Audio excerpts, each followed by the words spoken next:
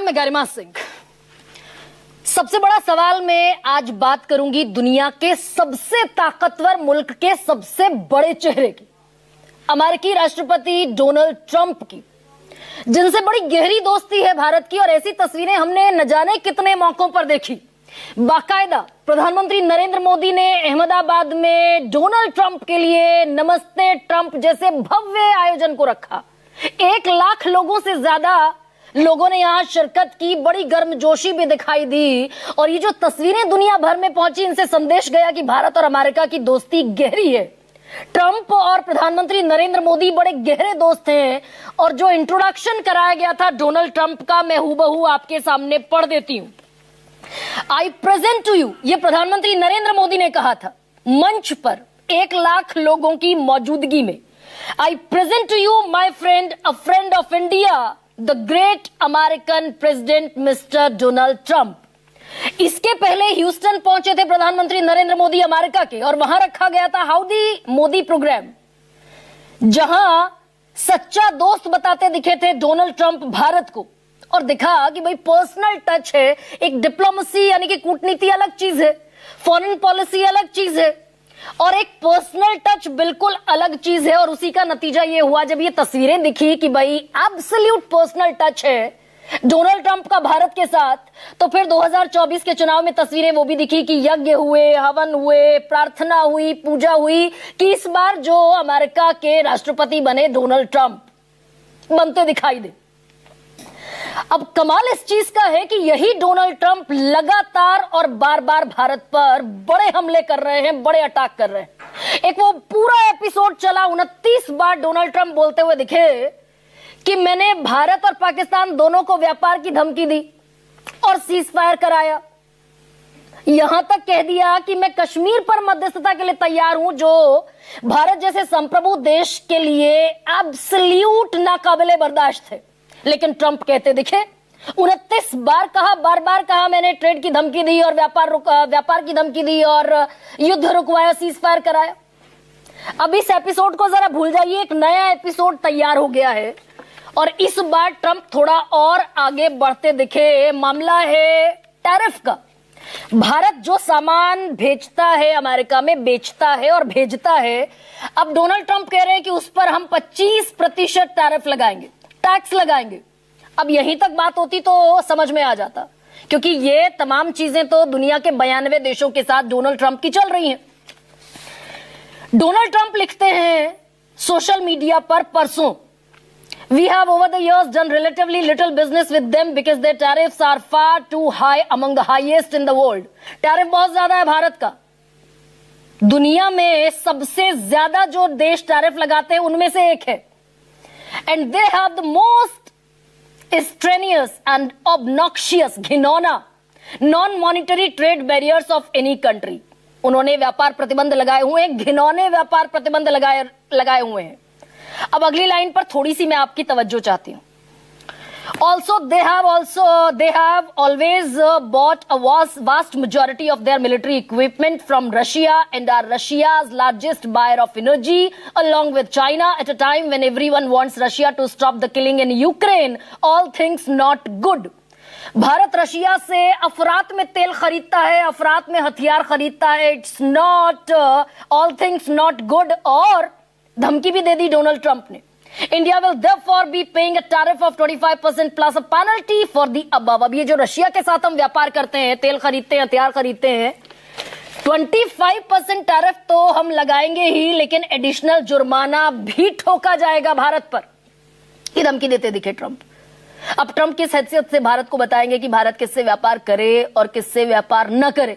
हालांकि खबरें ऐसी भी हैं और बाकायदा ये रॉयटर्स में छपी हैं ऐसी रिपोर्ट्स कि अमेरिकी प्रतिबंध की धमकी के मद्देनजर भारतीय तेल कंपनियों ने रूसी तेल खरीदना बंद कर दिया है। ये रॉयटर्स की रिपोर्ट में दावा किया गया है। अब लेकिन आगे लिख रहे हैं ट्रंप साहब, thank you for your attention to this matter, make America great again. अब आगे जो है वो बड़ा बम फोड़ते दिखे अगले अपने सोशल मीडिया पोस्ट में। I don't care what India does with Russia, मुझे कोई मतलब नहीं है भारत रशिया के साथ क्या करता है। They can take the dead economies down together for all I care.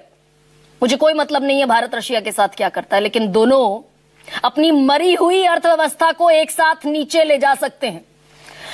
अब जिस इकोनॉमी पर हम अपना पूरा दारोमदार टिकाकर बैठे हैं कि हम विश्व की 5वीं सबसे बड़ी अर्थव्यवस्था हैं, चौथी बनने की तरफ अग्रसर है और बहुत जल्द हम तीसरी सबसे बड़ी अर्थव्यवस्था होंगे, प्रधानमंत्री नरेंद्र मोदी इसका दावा करते हैं। बैच ऑफ ऑनर की तरह सारे भारतीय 140 करोड़ भारतीय से पहनते। ट्रंप कह रहे हैं कि डेड इकोनॉमी है भारत की, मरी हुई अर्थव्यवस्था है भारत की। और इसके अलावा जो अगला एक और बॉम्ब है, अब भारत के लिए इतनी तल्ख जबानी से पेश आ रहे हैं डोनाल्ड ट्रंप और पाकिस्तान पर मोहब्बत बरसाते दिखे हैं। We have just concluded a deal with the country of Pakistan. हमने पाकिस्तान के साथ अभी एक डील फाइनल की है। पाकिस्तान और यूनाइटेड स्टेट्स आपस में मिलकर एक मैसिव ऑयल रिजर्व डेवलप करेंगे, तेल भंडार। We are in the process of choosing the oil company that will lead this partnership. Who knows, maybe they will selling oil to India someday. क्या पता भारत को पाकिस्तान इतनी बड़ी ये डील हो जाए कि भारत को पाकिस्तान तेल बेचता हुआ नजर आए। अब जिस पाकिस्तान के साथ हमने सिंधु जल समझौता रद्द कर दिया, सारे ट्रेड हमने स्थगित कर दिए, हमने तकरीबन सारे संबंध पाकिस्तान से तोड़ लिए हैं, उसी पाकिस्तान के लिए ट्रंप कह रहे हैं कि क्या पता भारत कल पाकिस्तान से तेल खरीदता हुआ दिखे। और मोहब्बत इतनी ज्यादा है कि भारत पर पूरे साउथ एशिया में सबसे ज्यादा टैरिफ लगाया 25%। और भारत के कंपैरिजन में अगर देखें, पाकिस्तान का 29% से घटाकर कर दिया 19%। और जिस रशिया की धमकी हमें दे रहा है अमेरिका, उसी रशिया के साथ डील फाइनल करते हुए दिखे थे शहबाज शरीफ अभी कुछ ही दिन पहले। शहबाज शरीफ बाकायदा अखबारों में और मैगजीन्स में खबरें छपी, Pakistan Russia to rebuild steel plant Soviet operated until 1992। मतलब एक स्टील प्लांट लगाएंगे पाकिस्तान और रशिया मिलकर। अगर रशिया से व्यापार पर इतनी दिक्कत है कि यूक्रेन में रशिया तबाही मचा रहा है, all things are not good, तो ये प्रतिबंध पाकिस्तान पर भी लगने चाहिए थे। पाकिस्तान पर भी वो जो एडिशनल जुर्माना भारत पर ठोकने की धमकी दे रहे हैं डोनाल्ड ट्रंप, वहां भी ठोका जाना चाहिए था। अब और भी बहुत सारी चीजें हैं, लेकिन इसमें जो घरेलू पॉलिटिक्स है, अब विपक्ष इस पर आमादा है, जबरदस्त पॉलिटिक्स हो रही है। और राहुल गांधी ने कल एक ट्वीट किया और आज एक बयान दिया कि आप इतने चौंक क्यों रहे हैं। राष्ट्रपति ट्रंप ने फैक्ट कह दिया, फिर ये सवाल क्यों पूछ रहे हैं आप। पूरी दुनिया जानती है भारतीय अर्थव्यवस्था एक डेड इकोनॉमी है। बीजेपी ने इस इकोनॉमी को खत्म किया है। क्यों खत्म किया है? अडानी की मदद करने के लिए अर्थव्यवस्था को खत्म कर दिया। इकोनॉमिक पॉलिसी को सरकार ने खत्म कर दिया, रक्षा नीति विदेश नीति को नष्ट कर दिया। और इस खराब अर्थव्यवस्था के लिए नोटबंदी और गलत तरीके से लागू की गई जीएसटी जिम्मेदार है। कल भी तकरीबन यही भाषा राहुल गांधी ने पार्लियामेंट के भीतर इस्तेमाल की थी। The Indian economy is dead, Modi killed it, Modi has destroyed the future of India's youth because there are no jobs. अब लेकिन इसमें भारत का पक्ष आपके सामने रखना बड़ा जरूरी हो जाता है। विपक्ष आमादा है, यहां तक पूछ डाला गया है कि मोदी ट्रंप के साथ जो तस्वीरें खिंचवाते थे वो सिर्फ अपनी इमेज मेकिंग का प्रोग्राम था। हाउडी मोदी भी, नमस्ते ट्रंप भी मोदी की इमेज मेकिंग थी। अर्थव्यवस्था का तो बट्टा बैठा दिया मोदी ने। अब कल पीयूष गोयल ने पहली बार सरकारी अपना पक्ष, सरकार का जो ऑफिशियल स्टैंड है वो सामने रखा। पीयूष गोयल ने कहा किसी भी तरीके से भारत के राष्ट्रीय हितों से समझौता हम नहीं करेंगे और व्यापार समझौते पर सहमति सिर्फ तब बनेगी जब हमारे किसानों की, श्रमिकों की, उद्यमियों की, निर्यातकों की, एमएसएमईज की और उद्योग के सभी वर्गों के कल्याण की रक्षा सुनिश्चित होगी।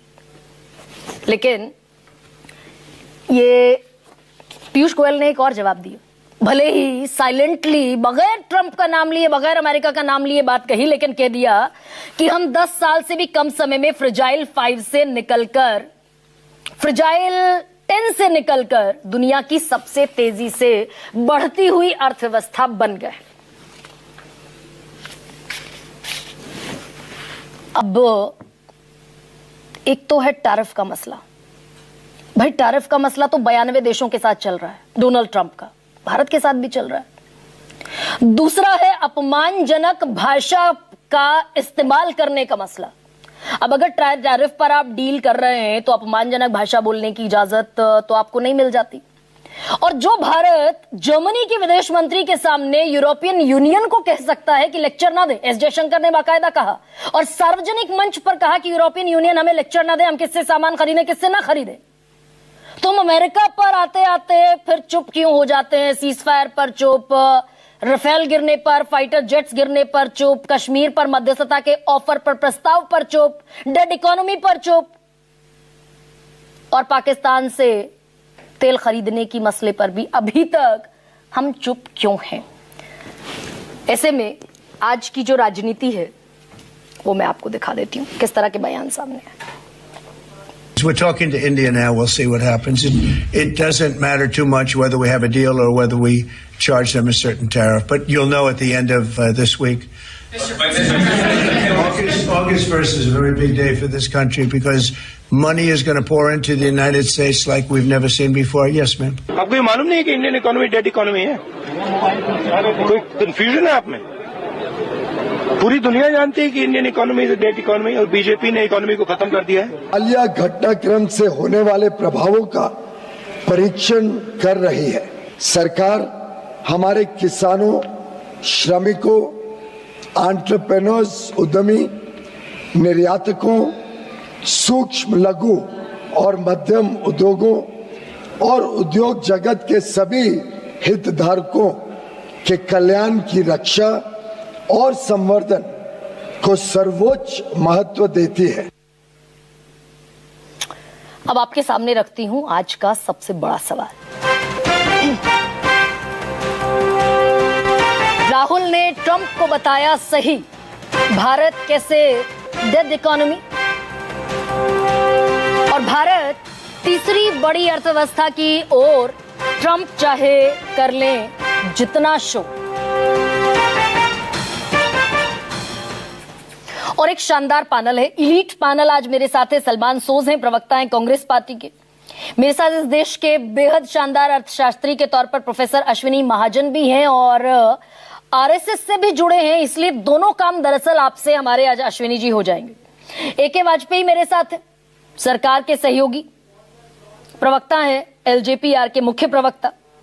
प्रोफेसर संतोष मेहरोत्रा देश के एक और शानदार बेहतरीन अर्थशास्त्रियों में उनका नाम शुमार होता है और मेरे साथ इस देश के वरिष्ठ पत्रकार आशुतोष भी इस चर्चा में शिरकत कर रहे हैं। प्रोफेसर अश्विनी, ये अमेरिका अब धमकाकर भारत को बताएगा कि हम किससे व्यापार करें किससे ना करें, रूस से तेल खरीदें, हथियार खरीदें कि ना खरीदें, और नहीं तो एडिशनल जुर्माना ठोका जाएगा। ये अमेरिका किस हैसियत से बताएगा भारत को? देखिए, यही अमेरिका है जिसने हमें कहा कि आप WTO साइन करो, नहीं तो हम आपको 307 सुपर 307 में सैंक्शंस लगा देंगे। यही वो अमेरिका है जिसने ट्रिप्स और ट्रिम्स में भी हमें फंसाया वहां पर, हाँ। WTO के अंदर। और वही आज हम दुनिया भर को ज्ञान दे रहा है कि मुझे अपने अमेरिका को ग्रेट बनाना है, इसलिए मुझे प्रोटेक्शन करनी है। हाँ। जो दुनिया भर को ओपन करने की बात कर रहा था, आज हमें प्रोटेक्शन की भाषा समझा रहे हैं। और ये WTO के पूरे नियम है, सबने हस्ताक्षर किए हुए अमेरिका समेत। और इन WTO नियमों की धज्जियां उड़ाते हुए अगर डोनाल्ड ट्रंप ये कर रहे हैं, एक बात तो पक्का है, आपका मैंने पूरा वक्तव्य सुना है जी, लेकिन ये बताएं कि अगर भारत बंद कमरे में अमेरिका की सारी बातें मान लेता, जैसे WTO जैसे उन्होंने कहा कि आप GM के लिए बाजार खोल दो, आप उनकी नॉन वेज डेयरी के लिए बाजार खोल दो, उनके लिए data free flow of data को स्वीकार कर लो, IPR में बदलावों को स्वीकार कर लो, तो भारत के साथ उसकी डील हो जाती और हम शायद इस पर चर्चा नहीं कर रहे होते। तो हमारा ये कहना है कि भारत सरकार ने एक फर्मनेस दिखाई कि हमें GM नहीं करना है, हमें एग्रीकल्चर के साथ समझौता नहीं करना, और जो सरकार ने आज वक्तव्य दिया वो भी मुझे लगता है उसी दिशा में है। तो ऐसे में एक ऐसी परिस्थिति का निर्माण हुआ है कि जिसमें डोनाल्ड ट्रंप हमसे चाह रहे हैं कि उनकी सभी बातों को हम मानते चले जाएं कि मैंने उसमें मध्यस्थता की और आपके सीज फायर करा दिया। हाँ। जब हमारे विदेश मंत्री ने साफ साफ कह दिया कि इस पीरियड के दौरान डोनाल्ड ट्रंप और प्रधानमंत्री की बात ही नहीं हुई है। सर वो डेविएट हो जाएंगे सर सीज फायर पर, हम कभी फिर चर्चा करेंगे। आपने अपने शब्दों में ये कहा था ना जी, मैं तभी तो बता रहा हूँ। अच्छा बताइए ना। हाँ आपने कहा कि वो बार बार ये बातें कहते हैं, हम चुप रहते हैं। चुप कहाँ रहे? हाँ। हमने तो बार बार ये कहा ना कि सरकार और कि डोनाल्ड ट्रंप जो है वो सही नहीं कह रहे हैं। हाँ। हम ज्यादा डिप्लोमेटिक भाषा में बात करते हैं और सभी लोग जानते हैं कि डोनाल्ड ट्रंप तो शायद डिप्लोमेटिक भाषा करते नहीं है। हाँ। वो तो किस प्रकार की भाषा का उपयोग करते हैं वो नहीं सर, अगर अमेरिका सर यहाँ पर एक बड़ा दोहरा बर्ताव भी अमेरिका दिखाता नजर आ रहा है। भारत अगर रशिया से हथियार और तेल खरीदेगा तो जुर्माना ठोका जाएगा, ये धमकाते हुए ट्रंप दिखेंगे। पाकिस्तान के प्रधानमंत्री शहबाज शरीफ व्लादिमीर पुतिन के साथ बैठकर स्टील ट्रेड करेंगे, स्टील की फैक्ट्रीज खोलने पर चर्चा करेंगे। उसका टैरिफ पाकिस्तान का घटाते दिखेंगे अमेरिका के राष्ट्रपति।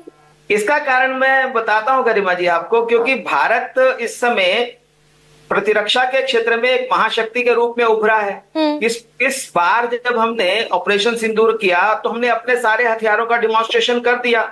वो 4 ही दिन में घबरा गए। उन्होंने कहा कि विश्व शांति को खतरा हो जाएगा। यही अमेरिका है, यही यूरोप है ना जो यूक्रेन को इतने सारे हथियार सप्लाई कर रहा है कि हाँ लड़ो लड़ो लड़ो। उनको तो वो विश्व शांति में खतरा तब दिखाई नहीं देता है। भारत और पाकिस्तान के साथ 4 दिन के युद्ध में उनको विश्व शांति खतरे में पड़ती है, दिखाई देती है। इसका कारण यह है कि अमेरिका घबराया हुआ है भारत की महाशक्ति बनने के कारण। अमेरिका घबराया कि हम सबसे तेज से बढ़ने वाली अर्थव्यवस्था बन चुके हैं। अमेरिका घबराया कि अब हम क्यों घबराए हुए हैं? मेरा सवाल तो आपसे ये है कि हम क्यों घबराए हुए हैं? बाकायदा सार्वजनिक मंच पर अगर हम घबराए होते, रुकिए तो सही सर भाई, सार्वजनिक मंच पर एस जयशंकर जर्मनी की विदेश मंत्री के साथ प्रेस कॉन्फ्रेंस में कहते हैं कि हम किससे सामान खरीदेंगे किससे नहीं खरीदेंगे, यूरोपियन यूनियन हमें लेक्चर बिल्कुल ना दे। ये हेडलाइन थी सर खबर की। हम अमेरिका को इसी तरीके से डंके की चोट पर क्यों नहीं कह पा रहे? हमने तो तेल खरीदना बंद कर दिया रूसी कंपनियों से। ऐसे रॉयटर की खबर से आप कैसे तय कर लेंगे कि भी आपने तेल खरीदना बंद कर दिया? एक दिन के अंदर तेल खरीदना बंद हो जाता है? नहीं मैं जानती नहीं सर, ये बात आप कहेंगे। बाकायदा मिनिस्ट्री ऑफ एक्सटर्नल अफेयर की तरफ से भी एक ऑफिशियल स्टेटमेंट है इसी पर, वो भी पढ़ देती हूँ आपके सामने।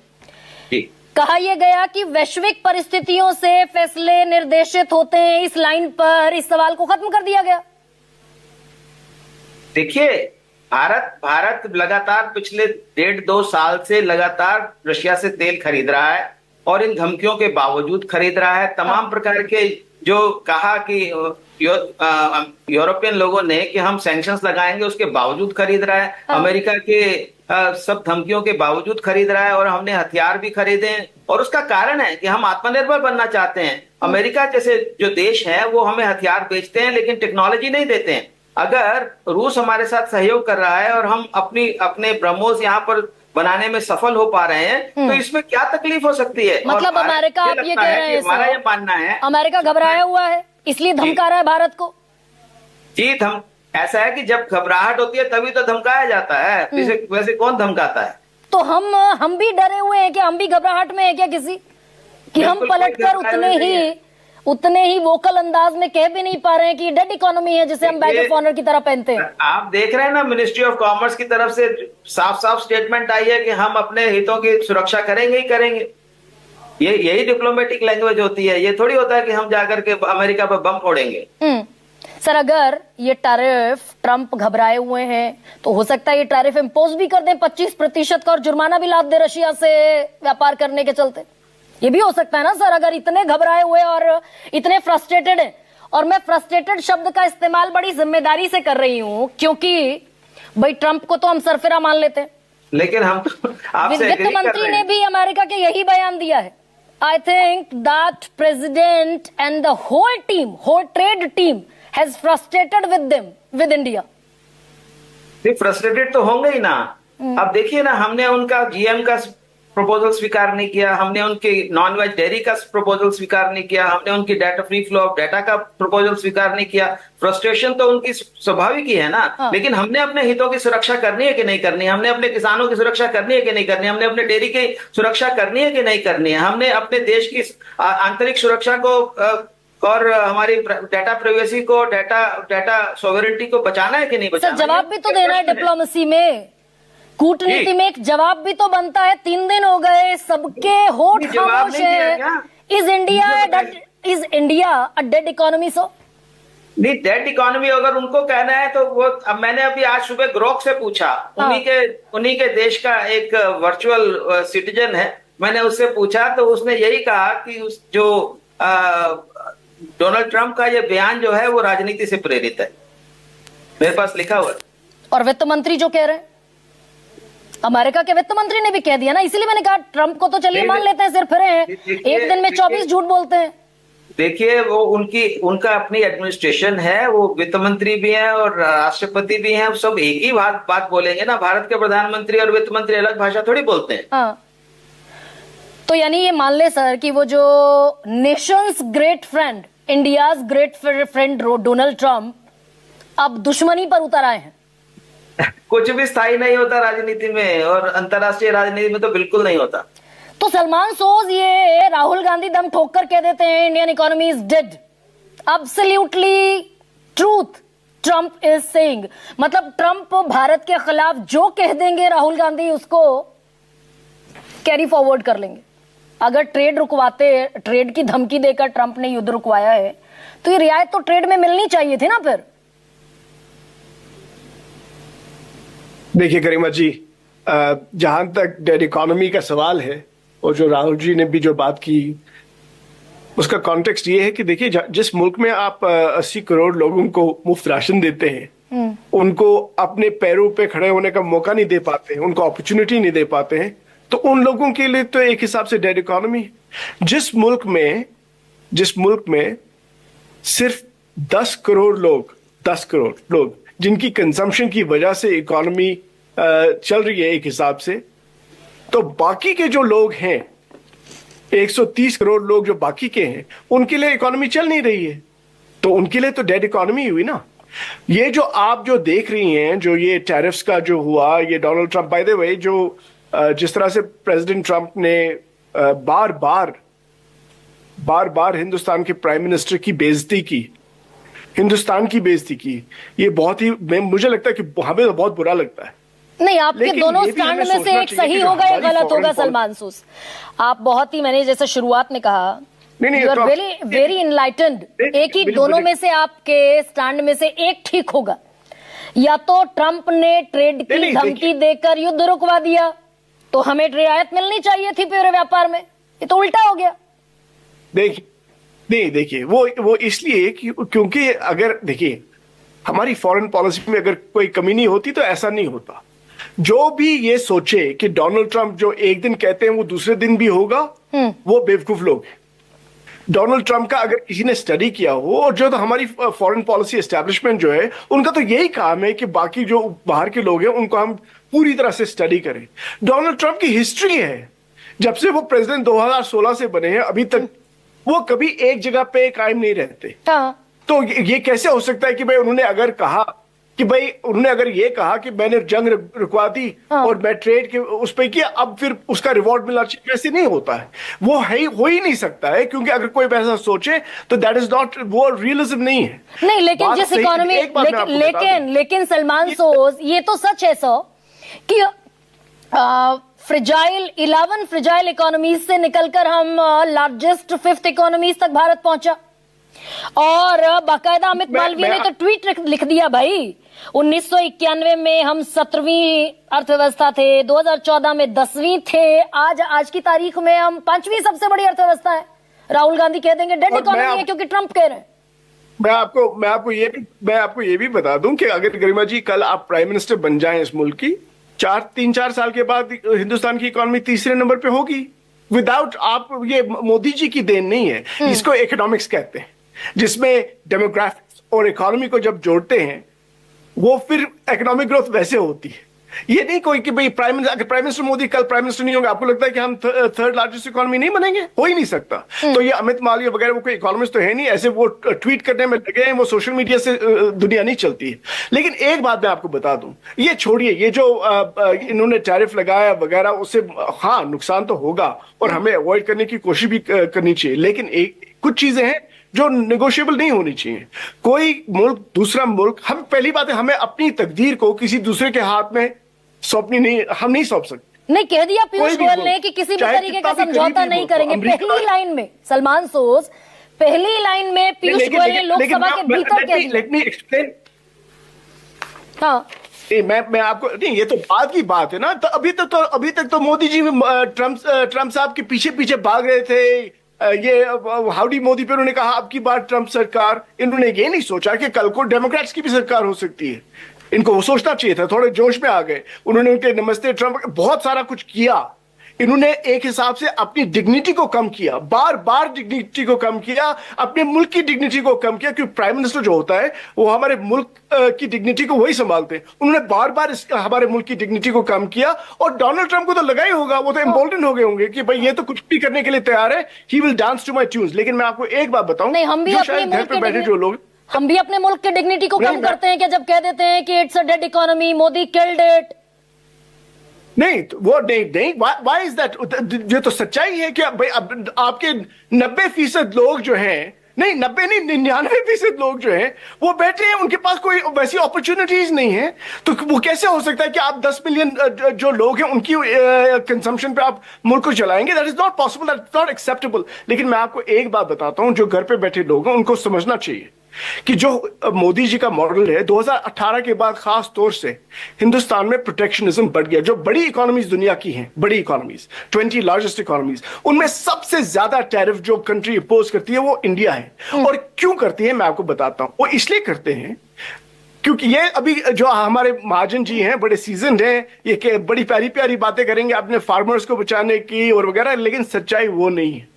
पूरी सच्चाई ये है कि हिंदुस्तान का एक जो इकोनॉमिक मॉडल बना 2018 के बाद, खास तौर से इन्होंने कहा कि हम नेशनल चैंपियंस बनाएंगे। नेशनल चैंपियंस बड़े बड़े अडानी ग्रुप जैसे बड़ी बड़ी कंपनीज होंगे, वो आगे बढ़ेंगे, उससे मुल्क आगे बढ़ेगा, जिसके खिलाफ कांग्रेस पार्टी और हमने काफी बात की है। क्योंकि उससे बेरोजगारी बढ़ती है, कम नहीं होती है। क्योंकि आपने पूरे मुल्क की इकोनॉमी को 4-5 कंग्लोमरेट्स के हाथ में कर दिया। उनके लिए आपने प्रोटेक्शनिज्म को बढ़ा दिया। प्रोटेक्शनिज्म को बढ़ा दिया यानी आपने अपने कंपेटिटिव जो हमारी ताकत है, देखिए जब कंपटीशन होता है हम भी ताकतवर बनते हैं। लेकिन उन्होंने प्रोटेक्शन किनको दी? जिनको प्रोटेक्शन की कोई जरूरत नहीं है। अडानी ग्रुप हो, रिलायंस हो, टाटा हो, इनको कोई जरूरत नहीं है प्रोटेक्शन की, लेकिन इनको प्रोटेक्शन मिल रही है।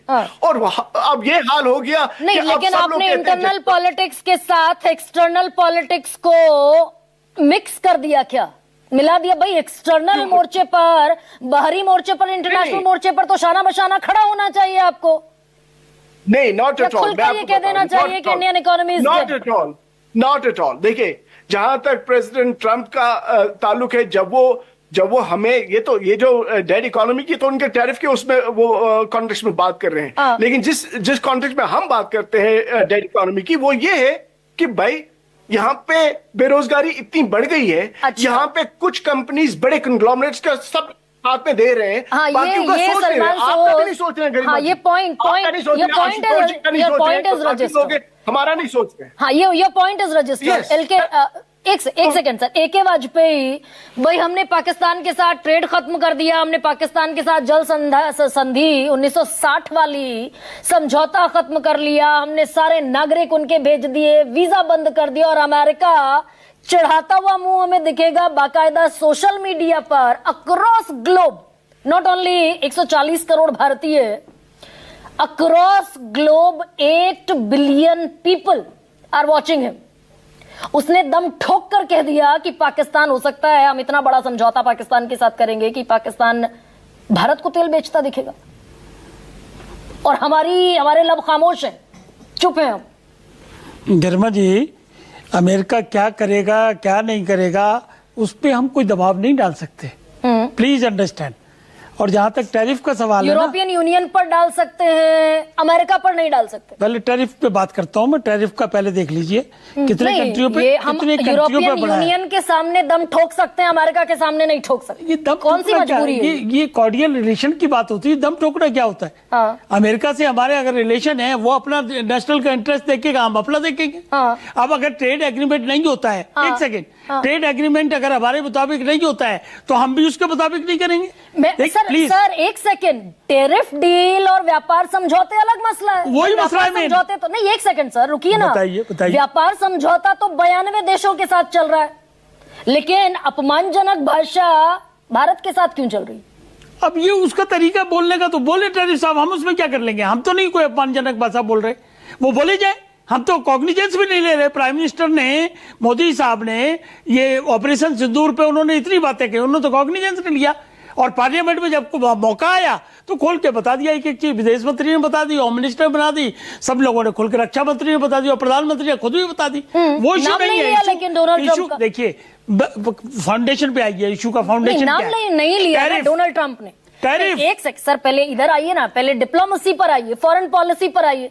नाम नहीं लिया डोनाल्ड ट्रंप का एक भी बार, ना पीयूष गोयल ने लिया, ना प्रधानमंत्री मोदी ने लिया। डिप्लोमेसी की एक लैंग्वेज होती है गरबा जी, डिप्लोमेसी की लैंग्वेज का इस्तेमाल हमने किया है। कॉग्निजेंस ना लेके किसी वाक्य का उसको इग्नोर करना, ये सबसे बड़ा जवाब है। नहीं, वो जवाब दरअसल वो लागू तो नहीं हो रहा डोनाल्ड ट्रंप पर। 29 बार कह दिया, ट्रेड की धमकी दी। माफ करना, आपका सोचने का तरीका होगा, लेकिन जब कंट्री टू कंट्री डील होती है तो डिप्लोमेसी की लैंग्वेज का इस्तेमाल करना चाहिए, जो समझदार कंट्रीज है। अच्छा ठीक है, हम अमेरिका की तरह व्यवहार नहीं करेंगे, ना हम करने की स्थिति में है। Please understand. ये पॉइंट है, क्या महत्वपूर्ण पॉइंट है कि हम करने की स्थिति में नहीं है। ये कौन मना करेगा? अमेरिका सबसे लार्जेस्ट कंट्री है, उसमें कहां दिक्कत है? और हमारा ये जो अभी कह रहे हैं ना कि 80 करोड़ लोगों को मुफ्त राशन दे रहे हैं, वो एक ह्यूमैनिटेरियन ग्राउंड है। कोरोना में क्या हालत थी? लेकिन हम इस स्थिति में AK वाजपेयी भाई, हम एक सेकंड सर, हम तो विश्व गुरु होने की हुंकार भी भरते हैं। क्यों नहीं भरेंगे? और है भी। क्यों नहीं भरेंगे? और हम 5वीं सबसे बड़ी अर्थव्यवस्था भी है, 140 करोड़ का बाजार है। अगर बॉयकॉट कर दें अमेरिका को, अगर अमेरिका को बॉयकॉट कर दे तो हम क्यों इस स्थिति में नहीं? हमको अपनी कंट्री की स्थितियां नहीं देखनी है। बॉयकॉट कर दें, आइसोलेशन में आ जाए, क्या ये पॉसिबल है? सवाल इस बात का है कि उसने 72 कंट्रियों पर, 90 कंट्रियों पर टैरिफ का चमबसरा चल रहा है। अच्छा, अब जैसे एक बताइए, ऑटोमोबाइल पे पहले कितना था? 23% था पहले, अब कितना हो गया? 25% हो गया। उससे पहले ज्वेलरी पे कितना था? 10 से 27% मैक्सिमम था, अब कितना आ गया? 25% आ गया। मतलब मैं अगर आइटम वाइज देखो तो कोई लंबा चौड़ा फर्क पड़ने वाला नहीं है। नंबर 1 और पाकिस्तान पर 29% से घटाकर 19%। हमें क्या लेना, वो पाकिस्तान से दोस्ती कर रहे हैं नहीं कर रहे, वो अलग विदेश नीति में आएगा। प्लीज, जियो पॉलिटिक्स में आप ऐसा वो कैसे विदेश कहेंगे कि नीति में- अमेरिका पाकिस्तान के क्लोज जाता है, भारत के अगेंस्ट खड़ा होता है? वो दूसरा एक्शन है, पॉलिटिक्स में वो इंपॉर्टेंट नहीं दूसरा है। एक्शन है। वो ग्लोबल जो कॉम्प्लिकेशंस हैं, ग्लोबल रिपावर का रीसेटलमेंट है, वो उसका इशू है। क्या हम चाइना के साथ खड़े होंगे, रशिया के साथ खड़े होंगे, या अमेरिका के साथ खड़े होंगे, वो दूसरा मामला है। AK वाजपेयी, क्या ये सारी चीजें इस तरफ इशारा करती है कि पाकिस्तान से मोहब्बत बढ़ाता दिख रहा है हमारे? देखिए, रीसेटलिंग एंड रीस्कोरिंग वर्ल्ड लेवल पे ग्लोबली हो रही है, इसको कोई इंकार नहीं कर सकता। ठीक है, और लेकिन अमेरिका नजदीक जा रहा है पाकिस्तान के। देखिए, हमारा विषय ये नहीं है इस वक्त। नहीं सर, विषय है। अरे रुकिए ना सर, अमेरिका पाकिस्तान के नजदीक जा रहा है बकौल आपके। हम रोक सकते हैं उसको? वो किससे दोस्ती करेगा, किससे टैरिफ कम करेगा, किसको बढ़ाएगा, क्या हम रोक सकते हैं? तो हमारे हाथ भी पाकिस्तान के नजदीक जा रहा है, चाइना भी पाकिस्तान के नजदीक जा रहा है, तो विश्व की 2 आर्थिक महाशक्ति तो हो गई। Number 1 America, number 2 China. वो हमने कहा कि विदेश नीति का विषय है कि हम किसके समीप खड़े होंगे, ग्लोबली हमको कौन फायदेमंद रहेगा, कौन हमको हथियार देगा, किससे हम हथियार लेंगे, किसके साथ साझा एक्सरसाइज करेंगे, वो दूसरा विषय है। दोनों को मिक्स ना करिए प्लीज। टैरिफ का जहां तक सवाल है, उसके बारे में मेरा साफ मानना है कि अगर कोई कंट्री ज्यादा टैरिफ लगाएगा तो हम भी स्वतंत्र हैं लगाने के लिए। और अमेरिका का ये कहना है कि भारत ने ऑलरेडी एक्सेसिव लगाया हुआ है, इसलिए हम भी लगाएंगे। तो अगर आप लगाएंगे, हम लगाएंगे। अभी 26 अगस्त को फिर मीटिंग होनी है, 6ठे राउंड की बातचीत चल रही है, लेकिन तो अभी हमने उम्मीद तो नहीं खोई। लेकिन एक यहाँ पर जो लाइन है भाई, हमारा 10% से बढ़ाकर 25% कर दिया, हमारे तो ग्रेट फ्रेंड थे, पाकिस्तान का 29% से घटाकर 19% कर दिया। प्रोफेसर संतोष मेहरोत्रा, काम पकड़ डेड इकोनॉमी कह दें इस देश की अर्थव्यवस्था को, which is the 5th largest economy across the globe, across the world. मान लें इस बात को? देखिए, डेडनेस की ओर हम अग्रसर जरूर हो रहे हैं, बड़ी तेजी से अग्रसर हो रहे हैं। हमको बताया जरूर जाता है कि हम फास्टेस्ट ग्रोइंग लार्ज इकोनॉमी हैं, मगर आपको कोई ये नहीं बताता कि 2004 और 14 के बीच में जो हमारे देश की ग्रोथ रेट थी वो 7.8% थी सालाना, और वो गिर करके पिछले 10 साल में 2% गिर करके 5.8% हो गई। तो अर्थ यह है कि अगर 2004 और 14 वाली ग्रोथ रेट बनी रहती तो हम तीसरी बड़ी अर्थव्यवस्था 5 साल पहले बन चुके होते, पहली बात। दूसरी बात जो हमको ये बताई जा रही है कि हम डेड इकोनॉमी नहीं है, हम तो फास्टेस्ट ग्रोइंग है। अरे तो फिर रोजगार क्यों नहीं पैदा हो रहा, पहली बात। दूसरी बात, अगर फास्टेस्ट ग्रोइंग है तो ऐसा क्यों है कि प्राइवेट इन्वेस्टमेंट बढ़ के नहीं देता? और क्योंकि private investment, national private investment नहीं बढ़ रहा, तो इसीलिए फॉरेन डायरेक्ट इन्वेस्टमेंट नेट जो है वो नेगेटिव हो गया है। ऐसा कैसे हुआ है? बात यह है सीधी सी, वो क्योंकि जॉब्स नहीं बन रहे इसलिए डिमांड नहीं है, इस वजह से प्राइवेट इन्वेस्टमेंट नहीं आ रहा, ना फॉरेन ना डोमेस्टिक। इसी वजह से ग्रोथ हमारी गिरी है, जिसके बारे में मैंने अभी चर्चा करी। तो हम तो second fastest growing large economy 20 साल से थे, वो तो अब चीन की ग्रोथ रेट स्लो हो गई है तो हम फास्टेस्ट हो गए, तो उसको क्या अपनी पीठ ठोक रहेंगे, ट्रंप पे आ जाते हैं। मोटी बात यह है कि अपनी फिर हम पीठ ठोक रहे हैं कि हम एग्रीकल्चर पे के वहां पर बिल्कुल अडिग हैं, अंगद का पैर रखे हुए हैं, बात सही है, मगर हम ये याद रहे कि अमेरिका का जो निर्यात है भारत को, उसका केवल 5% एग्रीकल्चर प्रोडक्ट्स है। 95% प्रोडक्ट्स ऐसे हैं जो इंडस्ट्रियल हैं, जिन पे टैरिफ लगेगा।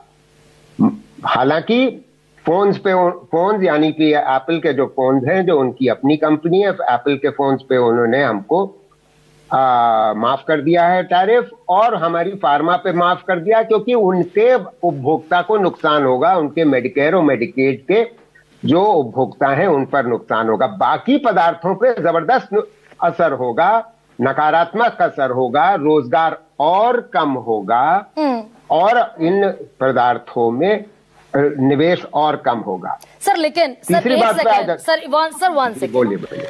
शेयर बाजार की हालत पतली हुई। निफ्टी, सेंसेक्स, जैसे ही ये घोषणा हुई 30 जुलाई को ट्रूथ पर डोनाल्ड ट्रंप ने लिखा, निफ्टी गिरा 140 पॉइंट, सेंसेक्स गिरा 600 पॉइंट। डॉलर के मुकाबले रुपया कमजोर हुआ। फर्ज कीजिए अगर ये डील सिरे नहीं पहुंचती है और डोनाल्ड ट्रंप, भाई कहा भी जाता है एक परसेप्शन ये सिर्फ फिर आदमी है, तो लाद दिया 25% का टैरिफ और लाद दिया रशिया से आयात करने पर जुर्माना भी, तो क्या हालत होगी इस देश के किसानों की, एग्रीकल्चर प्रोडक्ट्स की, और जो हम सप्लाई करते हैं, एक्सपोर्ट करते हैं हमारे? वो इसमें कोई दो राय नहीं है, वो डर बना हुआ है। हम चाहे जितनी डींगे हाथ लें कि हम महाशक्ति हैं वगैरह, महाशक्ति जो भी कहता है हमको, वो ये भूल जाता है कि हम अपने ही रीजन में, साउथ एशिया में आइसोलेट हो गए। भारत और पाकिस्तान की जो अभी लड़ाई हुई, हम कितने आइसोलेटेड थे। 2 देश, अफगानिस्तान और इजराइल हमारे साथ खड़ा था, और अमेरिका ने क्या हमारा साथ दिया? नहीं दिया, किसी ने साथ नहीं दिया। और हमको अभी ये बताया जा रहा था कि अमेरिका हमसे डरा हुआ है, घबराया हुआ है, इसलिए हमको थ्रेटन कर रहा। अरे गजब, इस तरीके की भाषा तो हमने कभी सुनी। तथ्य ये है कि यूएस हमारा सबसे बड़ा एक्सपोर्ट मार्केट है दुनिया में। अगर सबसे ज्यादा एक्सपोर्ट हम किसी देश को करते हैं वो यूएसए को करते हैं। और भारत उनके लिए, यूएसए के लिए शायद 13वें या 14वें स्थान पे, उनका कहीं ज्यादा ट्रेड जो है चीन, मेक्सिको, कनाडा, ईयू के संग होता है। तो मतलब क्यों हम अपने को महाशक्ति बताने की कोशिश करते हैं जब हम नहीं है वहां पहुंचे। जब पहुंच जाएंगे तो हम जरूर डंके की चोट पे कहना चाहिए। आज की स्थिति कहीं और है जी। अब आशुतोष सर, टैरिफ डील मेरी जितनी सामान्य समझ है, टैरिफ डील अपनी जगह है, होता रहेगा व्यापार समझौता, किस शर्त पे होगा, कैसे होगा, कब तक होगा। भाई 2 अप्रैल को अनाउंस हुआ था, अभी तक इंपोज तो ट्रंप नहीं कर पाए, हो सकता है ये आगे बढ़ जाए, लेकिन इस बीच ये जो डेरोगेटरी लैंग्वेज ट्रंप इस्तेमाल कर रहे हैं, भारत को जवाब देना चाहिए इसका। हम खामोश क्यों हैं? देखिए, निश्चित तौर पर जवाब देना चाहिए, इसमें तो कोई दो राह है ही नहीं। हाँ। और ये बात तो मेरी भी समझ में नहीं आती, और ये एक बहुत बड़ी पहेली है अपने आप में कि क्यों प्रधानमंत्री जी इसका जवाब नहीं देते। कम से कम एक बार तो उनको खुल के कहना चाहिए। और मैं ये बात इसलिए पूरी जिम्मेदारी के साथ कह रहा हूं कि ये इस बात को अंतर्राष्ट्रीय स्तर पर एक परसेप्शन क्रिएट कर रहा है कि भारत अमेरिका के सामने दब गया है, और ये परसेप्शन नहीं क्रिएट होना चाहिए। क्योंकि अगर ये परसेप्शन क्रिएट होगा तो आपकी जो इमेज पूरी दुनिया के अंदर है, आपकी जो नेगोशिएटिंग पावर है, वो डिप्लोमेटिक पावर है, वो कमजोर होती है। जैसे अभी आप देखिए, ईरान के ऊपर इजराइल ने भी हमला किया, ईरान के ऊपर अमेरिका ने भी हमला किया, लेकिन वहां के जो सबसे बड़े नेता हैं आयतुल्लाह खामनेई, उन्होंने अमेरिका को उसी भाषा में जवाब दिया, हमले के बाद भी जवाब दिया। मेरा यह कहना यह है कि भारत एक सिविलाइजेशनल कंट्री है, और अगर उसके ऊपर इस तरीके की तोहमत लगा के परसेप्शन बनाने की कोशिश की गई हो कि पाकिस्तान के साथ भारत पे भी हमने दबाव डाला और ट्रेड का धमकी दी और भारत सीज फायर के लिए तैयार हो गया, ये क्या अच्छी इमेज क्रिएट करता है? नहीं सर, AK वाजपेयी भी बैठे हुए हैं इधर, और प्रोफेसर अश्विनी महाजन भी थे, बड़े सीजन्ड व्यक्ति हैं, वो ये कह रहे हैं डिप्लोमेसी में साइलेंट लैंग्वेज होती है, हर चीज का जवाब नहीं दिया जा सकता। अब आप तर्क तो कुछ भी दे सकते हैं, तर्क देने के लिए दुनिया पूरी तरीके से स्वतंत्र है, और अपनी कमियों को छुपाने के लिए आप कोई भी तर्क गढ़ सकते हो, तो बिल्कुल सही बात है। एक बार तो कम से कम भारत के प्रधानमंत्री को बड़ी संयत शालीन भाषा में, गरिमामयी भाषा के अंदर यह कहना चाहिए कि डोनाल्ड ट्रंप साहब, आप हमारे अच्छे दोस्त हैं, अमेरिका से हम अच्छा रिश्ता रखना चाहते हैं, लेकिन आप जो बातें कह रहे हैं वो शायद उचित भाषा नहीं है, और आप शायद एक गलत शब्दों का इस्तेमाल कर रहे हैं। इतना तो कहना बनता है। मैं ये तो नहीं कह रहा हूं कि आप अमेरिका के राष्ट्रपति को गाली देना शुरू कर दिए। देखिए, बार बार ये कहा जाता है कि डोनाल्ड ट्रंप तो सिर्फ रहे हो, तो कुछ भी कह देते। वित्त मंत्री ने कह दिया सर, वित्त मंत्री भी यही कह रहे हैं, टेलीविजन पर, नेशनल टेलीविजन पर पब्लिक इंटरव्यू में कह रहे हैं, India is not a global leader now. ये प्रॉब्लम क्यों क्रिएट हो रही है? प्रॉब्लम इसलिए क्रिएट हो रही है क्योंकि पिछले 10 सालों के अंतर्गत पूरी दुनिया को संदेश देने की कोशिश की गई कि India has arrived at the global level and India has become a global power. अगर इंडिया ग्लोबल पावर है तो अमेरिका आपसे इस तरीके से बर्ताव क्यों कर? और ये बात देखिए, इंपॉर्टेंट बात है सर, इस सवाल का जवाब दीजिए ना, मैं तो आप ही से तवक्को रखती हूं कि इस सवाल का जवाब दें आप। जी, मैं इसलिए ये कह रहा हूं कि ये भारत की विदेश नीति की सबसे बड़ी असफलताओं में से एक होगी। क्यों?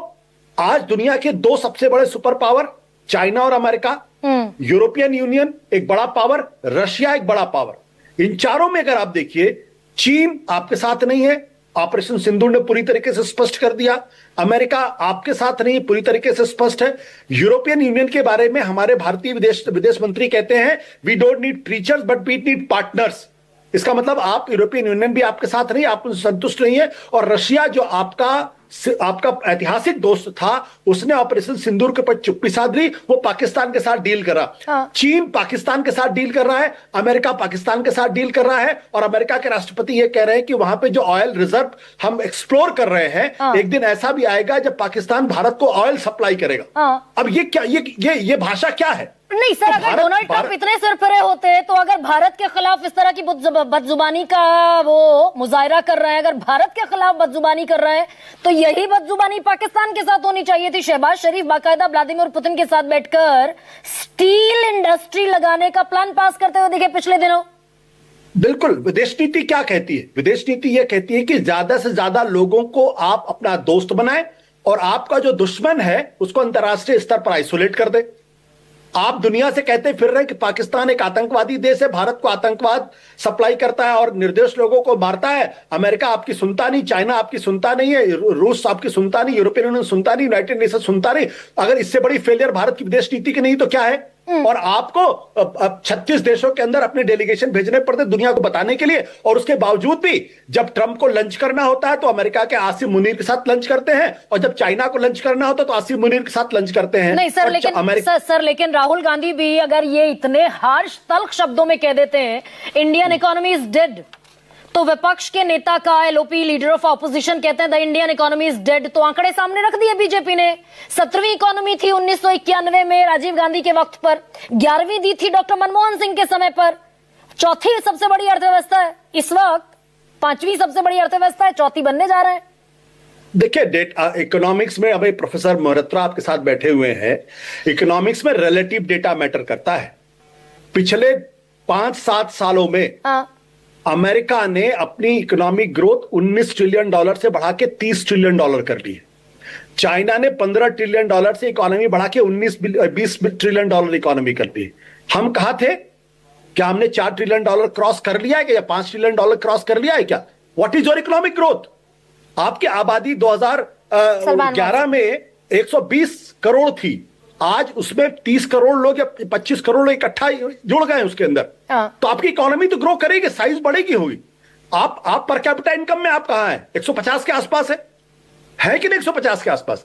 आज की तारीख में अगर आप देखें, मेहरोत्रा जी इस बात को तस्दीक करेंगे, आपका फॉरेन डायरेक्ट इन्वेस्टमेंट इंडिया के अंदर कम होता जा रहा है। आपकी अपनी जो निजी कंपनी है वो भारत से ज्यादा अमेरिका में उनको इन्वेस्टमेंट करने की दिलचस्पी होती दिखाई पड़ रही है। अर्थव्यवस्था की स्थिति सबसे खराब दिखाई पड़ रही है। और डिफेंस में जबकि आप चीन और पाकिस्तान को एक साथ झेलने की स्थिति में है, 17 साल में सबसे कम डिफेंस एक्सपेंडिचर है जीडीपी के टर्म्स में।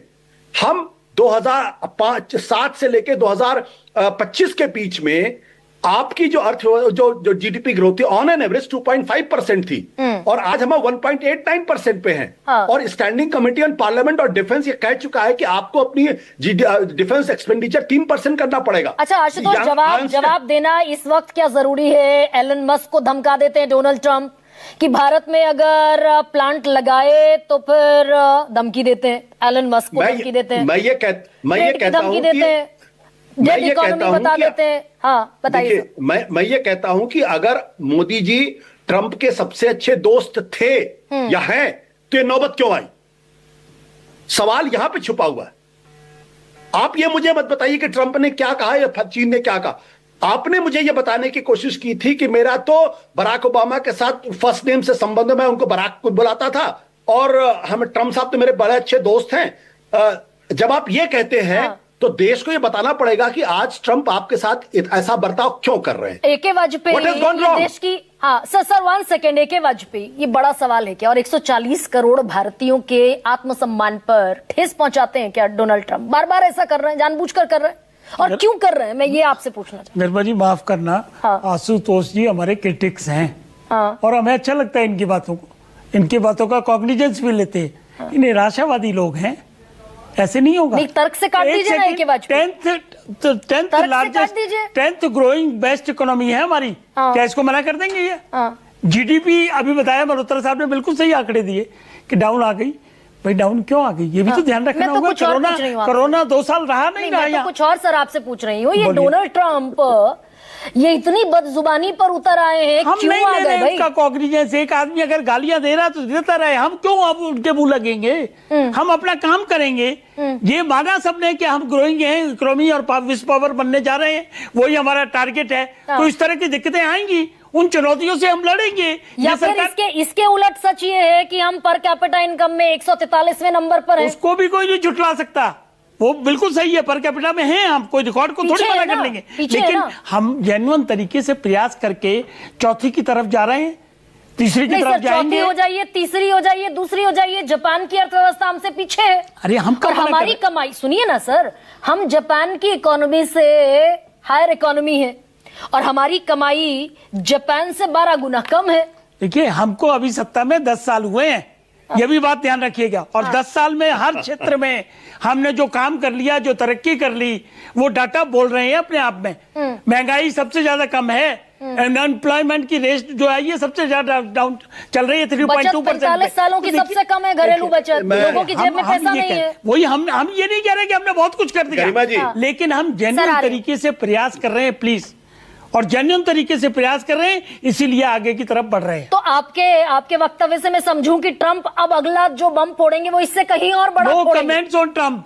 हम लोग, ये सरकार की नीति बड़ी साफ है, नो कमेंट्स, बिल्कुल कमेंट्स नहीं करेंगे। हम अपना काम करेंगे, अपने नेशन के इंटरेस्ट को प्रोटेक्ट करेंगे, यही हमारा टारगेट है। तो आशुतोष, सरकार तो नेशन के इंटरेस्ट को प्रोटेक्ट कर रही है। मैं वाजपेयी जी से एक गुजारिश करना चाहता हूं, उनको याद दिलाना चाहता हूं, भारत 1947 में आजाद हुआ था, 2014 में आजाद नहीं हुआ था। उन्होंने कहा अभी हमें सत्ता में आए 10 साल ही हुए। माफ करिएगा वाजपेयी जी, 1947 में देश आजाद हुआ था। दूसरी बात, मैं वाजपेयी जी जब आपके स्टूडियो से बाहर निकलेंगे और स्टूडियो के बाहर खड़ा हुआ एक आदमी जब इनको गाली देगा, तो मैं उनसे उम्मीद करूंगा कि सिर झुका के निकल जाएंगे वहां से। ऐसे होता नहीं है सर, ना जिंदगी ऐसे चलती, ना पॉलिटिक्स ऐसे चलती, ना डिप्लोमेसी ऐसे चलती है। आपको सामने सीना खड़ा करके कहना पड़ेगा, मिस्टर ट्रंप आप गलत कर रहे हैं। हिंदुस्तान 140 करोड़ लोगों का मुल्क है, हम सिविलाइजेशनल कंट्री हैं। जब हम सभ्यता थे तो अमेरिका का वजूद नहीं था। ठीक है सर, मैं यहीं पर इसी को अगर स्वाभिमान हमारे अंदर नहीं है, इसी पर मैं वाइंड अप कर रही हूं आशुतोष जी कि इनफ इज इनफ। और क्या ये मैसेज दिया जाना, भाई पीयूष गोयल ने कहा भारतीय हितों से समझौता नहीं होगा टैरिफ डील पर, डील जब होगी होती रहेगी, लेकिन क्या आत्मसम्मान से भी समझौता नहीं होगा, ये बहुत क्लियर अल्फाज में कह देना जरूरी है। सबसे बड़ा सवाल में इतना है।